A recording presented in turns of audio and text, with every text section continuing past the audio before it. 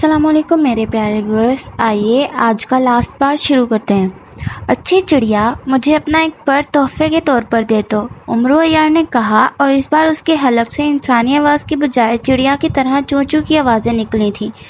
मैं तुम्हें पर तो दे दूं, लेकिन तुम वादा करो कि मुझे हलाक नहीं करोगे। चिड़िया ने भी उसी तरह चूं चूं करते हुए जवाब दिया, और उसकी बात उमरो अय्यार की समझ में आ गई। लेकिन उमरो अय्यार कैसे वादा कर सकता था? जब तक चिड़िया ना मरती, बोना बादशाह ना मर सकता था।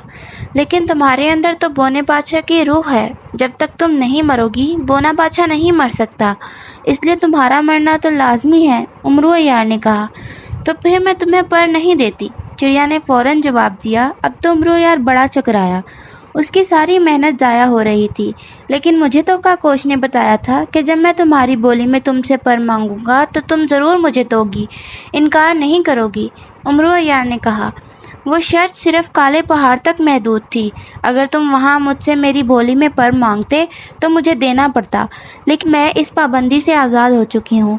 अब मेरी मर्जी है कि मैं तुम्हें पर दूँ या ना दूँ, चिड़िया ने जवाब दिया। अच्छी चिड़िया, तुम ही इसका कोई हल निकालो। मैंने बहरहाल बोने बादशाह का खात्मा करना है, उमरो अय्यार ने बेबस से लहजे में कहा। उसकी एक और सूरत है, ये कि तुम पहले मुझे काला अंगूर लाकर खिलाओ। उस अंगूर के खाने के बाद बोने बादशाह की रूह मेरे जिस्म से निकल जाएगी और बोना बादशाह हलाक हो जाएगा और मैं भी जिंदा होंगी, चिड़िया ने जवाब दिया। काला अंगूर, वो कहाँ से मिलेगा? उमरो अय्यार ने पूछा। काला अंगूर काले पहाड़ के ऐन दरमियान में पैदा होता है और काला जंगल काले पहाड़ के करीब है। तुम वहां जाकर काला अंगूर ले आओ, चिड़िया ने कहा। अच्छा, अब ये मुसीबत भी भुगतनी पड़ेगी। इस बार अच्छा फंसा हो। बहरहाल अब तो फंस ही गया हूँ। अच्छा, ये तो बताओ कि उसका कोई जादूगर की रूह कहाँ है? उसे भी तो मारना है, उमरो अय्यार ने कहा। यार को अचानक बोनी परी की बात याद आ गई थी। काकोश जादूगर की रूह सुर्ख गुलाब में है और ये सुर्ख गुलाब उस सुर्ख पहाड़ के करीब एक बहुत बड़ी दलदल के दरमियान में उगा हुआ है, चिड़िया ने उसे बताया। अच्छा ठीक है, मैं वो सुर्ख गुलाब और काला अंगूर लेकर वापस आता हूँ, लेकिन अब मैं यहाँ से निकलूंगा कैसे? पहले तो बोनी परी ने मुझे निकाला था, उमरो अय्यार ने कहा। तुम हवा में उछलो तो बाहर मौजूद होगे, चिड़िया ने कहा, और उमरो अय्यार जल्दी से उछला और वाकई दूसरे लम्हे वो चट्टान के बाहर खड़ा था। बलाएं अभी तक वैसे ही बेहोश पड़ी हुई थी। यार चट्टान से उतरा और भागता हुआ पहाड़ से बाहर निकल गया। उसे खतरा था कि कहीं बलाएं अचानक होश में ना आ जाएं। सुर्ख पहाड़ से बाहर आते ही उसने दलदल की तलाश शुरू कर दी। काफी देर घूमने के बाद उसे एक बहुत बड़ी सुर्ख रंग की दलदल नजर आ गई। दलदल बेहद वसी और अरीज और खौफनाक थी और सुर्ख रंग के गुलाब ऐन उसके दरमियान में मौजूद था। वहां तक पहुंचना नामुमकिन था। उमरो अय्यार कुछ देर सोचता रहा, फिर उसकी खोपड़ी में एक तरकीब आ गई। उसने जल्दी से जंबील उतारी और उसमें से एक सुनहरे रंग की रस्सी बाहर निकाल ली। ये रस्सी बज़ाहिर तो छोटी सी थी, लेकिन बाहर आते ही वो बड़ी होती गई।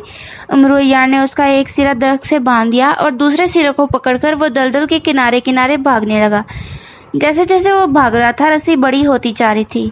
किनारे किनारे भागते भागते आखिरकार वो दलदल के दूसरे किनारे पर पहुंच गया और यहाँ पहुंचकर उसने रस्सी के दूसरे सिरे को एक और दरख्त के तने के साथ खींचकर बांध दिया। अब रस्सी दलदल के ऊपर तनी हुई थी। उमरो अय्यार ने रस्सी को खींचकर उसकी मजबूती का अंदाजा लगाया और फिर दोनों हाथों से रस्सी को पकड़कर झूलने लगा।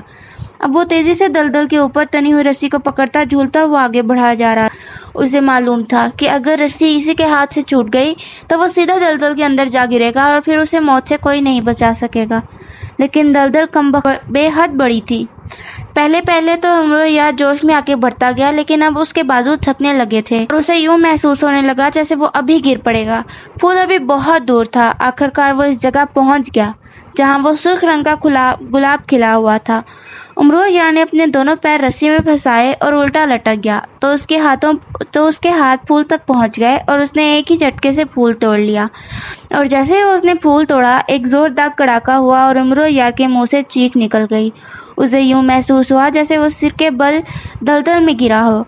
उसका जिस्म वाकई तेजी से नीचे गिरा था, लेकिन दूसरे ही लम्हे वो उछल खड़ा हुआ क्योंकि वो नीचे सख्त जमीन पर खड़ा था और दलदल गायब हो चुकी थी। ओह, तो ये दलदल जादू की थी। अच्छा हुआ मैंने इसमें कदम नहीं रखा, वरना मारा जाता। امرویہ نے اٹھ کر کھڑے ہوتے ہوئے کہا۔ اس نے گلاب کا پھول اور رسی کو زنبیل میں ڈال دیا۔ اب کاکوس جادوگر کی روح اس کے قبضے میں پہنچ چکی تھی، اور چونکہ اس نے دلدل میں قدم رکھے بغیر پھول توڑ لیا تھا، اس لیے کاکوس جادوگر کو اس کا علم ہی نہ ہو سکا، ورنہ وہ ضرور اپنی روح کو بچانے کے لیے آتا۔ اب رہ گیا تھا کالا انگور۔ اس کے لیے اسے دوبارہ کالے پہاڑ پر جانا تھا۔ اس نے ایک بار پھر سنہری چپلیں نکالی، پہنی اور انہیں کالے جنگل تک پہنچانے کا حکم دیا۔ چپلوں نے اسے تیزی سے ہوا میں اڑانا شروع کر دیا اور تھوڑی دیر بعد وہ کالے جنگل کے سامنے پہنچ گیا تھا۔ اس نے چپلوں کو اتار کر دوبارہ زنبیل میں ڈالا اور اوج بن انک کی تلوار نکال کر ہاتھوں میں پکڑ لی، تاکہ اگر کوئی درندہ جنگل میں سامنے آئے تو وہ اسے ہلاک کر سکے۔ اور پھر وہ جنگل میں داخل ہو گیا۔ جنگل خاصا بڑا تھا، لیکن وہ جوش میں چلتا رہا اور پھر وہ انگور کی بیل تک پہنچ گیا، جو جنگل کے عین درمیان میں ایک درخت پر چڑھی ہوئی تھی، اور اس ساری بیل میں ایک بھی انگور کا دانہ نظر نہ آ رہا تھا۔ چونکہ سارے جنگل میں اسے کوئی درندہ نظر نہ آیا، اس لیے اس نے تلوار واپس زنبیل میں ڈال دی اور درخت پر چڑھ گیا۔ چند لمحوں بعد وہ کالا انگور توڑ چکا تھا۔ کالے انگور کے ٹوٹتے ہی ایک زوردار دھماکہ ہوا، اور امرویہ نے دیکھا کہ وہ درخت کی بجائے زمین پر کھڑا تھا اور جنگل غائب ہو چکا تھا، البتہ کالے رنگ کا پہاڑ سامنے موجود تھا۔ اس نے انگور کا دانہ بھی زنبیل میں ڈالا اور ایک بار پھر سرخ پہاڑ پر جانے کے لیے تیار ہو گیا۔ سنہری چپلوں نے اسے جلد ہی سرخ پہاڑ تک پہنچا دیا۔ اس نے دیکھا کہ بلائیں ابھی تک بے ہوش پڑی ہوئی تھی۔ وہ جلدی سے پہاڑ پر چڑھنے لگا۔ اب چونکہ اسے چٹان کا علم تھا، اس لیے وہ چند ہی لمحوں میں اس چٹان تک پہنچ گیا۔ اس نے ایک اور بلا کو ہلاک کر کے اس کا خون چٹان پر چھڑکا تو ایک بار پھر وہ کمرے کے اندر جا گرا، لیکن اس بار اسے چوٹ نہ لگی۔ کمال ہے، اس بار مجھے چوٹ کیوں نہیں لگی؟ امرویہ نے بڑبڑاتے ہوئے کہا۔ کیونکہ تمہارے پاس سرخ گلاب اور کالا انگور ہے، چڑیا نے خوش ہو کر جواب دیا، اور امرویہ ہنس پڑا۔ تم واقعی ذہین ہو۔ تم نے جس طرح سرخ گلاب کو توڑا ہے وہ صرف تمہارا ہی کام تھا، ورنہ اور کوئی شخص کسی بھی طرح سرخ گلاب نہ توڑ سکتا تھا۔ سنہری چڑیا، میں تمہارے لیے کالا انگور لے آیا ہوں، اب تو مجھے اپنا پر تحفے میں دے دو۔ امرویہ نے زنبیل میں سے کالا انگور باہر نکالتے ہوئے کہا۔ ہاں، لے لو، چڑیا نے خوش ہوتے ہوئے کہا، اور پھر اس نے اپنی چونچ سے نوچ کر ایک پر پنجرے کے باہر پھینک دیا۔ امرویہ نے پر کو پکڑ کر جیسے ہی اس پنجرے پہ مارا، ایک دھماکہ ہوا اور پنجرہ غائب ہو گیا، اور چڑیا اڑ کر اس کے ہاتھ پر آ بیٹھی۔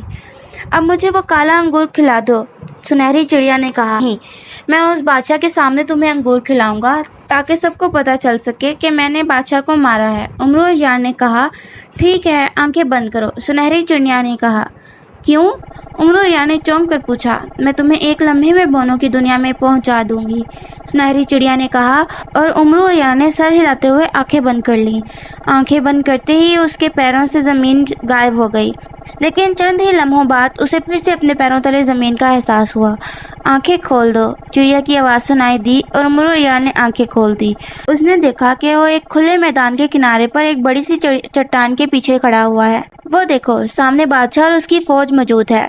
بادشاہ جلمی سے شادی کرنے والا ہے، چڑیا نے چہکتے ہوئے کہا، اور امرویہ نے چٹان سے سر باہر نکالتے ہوئے دیکھا تو واقعی اس بڑے میدان میں لاکھوں کروڑوں بونے موجود تھے۔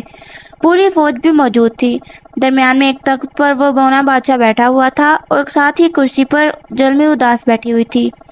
کاکوس جادوگر ان کی شادی کے لیے تیاری کر رہا تھا۔ وہ کوئی جڑی بوٹی کو آگ لگا کر اس کا دھواں ادھر ادھر بکھیر رہا تھا، لیکن یہ شادی تو 14ویں کی رات کو ہونی تھی، اور 14ویں کی رات کو ابھی دیر ہے۔ امرویہ نے حیران ہوتے ہوئے کہا۔ یہ ساری کارستانی کاکوس جادوگر کی ہے۔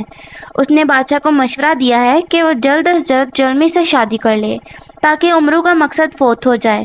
چنانچہ بادشاہ نے فوری شادی کا حکم دے دیا ہے، اور چڑیا نے اسے بتایا۔ اوہ، اس کا مطلب ہے میں وقت پر آ گیا ہوں، امرویہ نے خوش ہوتے ہوئے کہا، اور پھر چٹان سے باہر نکل آیا۔ ٹھہر جاؤ، یہ شادی نہیں ہو سکتی، امرویہ نے زور سے چیختے ہوئے کہا، اور اس کی آواز پورے میدان میں گونج گئی۔ بادشاہ، کاکوس جادوگر اور سارے بونے اس کی آواز سن کر چونک پڑے۔ اسے قتل کر دو، اسے مار ڈالو، بونے بادشاہ نے اسے دیکھتے ہی چیخ کر کہا، اور بونے تلواریں سنبھالے اس کی طرف دوڑے۔ ٹھہرو، رک جاؤ، میرے پاس سرخ گلاب اور سنہری چڑیا موجود ہیں۔ اگر بونے نہ رکے تو میں کاکوس جادوگر اور بادشاہ دونوں کو ہلاک کر دوں گا، امرویہ نے جلدی سے زنبیل میں سے سرخ گلاب نکال کر دکھاتے ہوئے کہا۔ چڑیا تو پہلے ہی اس کے دوسرے ہاتھ پر موجود تھی۔ اس کی بات سن کر بونے رک گئے۔ تم نے یہ سرخ گلاب کیسے حاصل کر لیا؟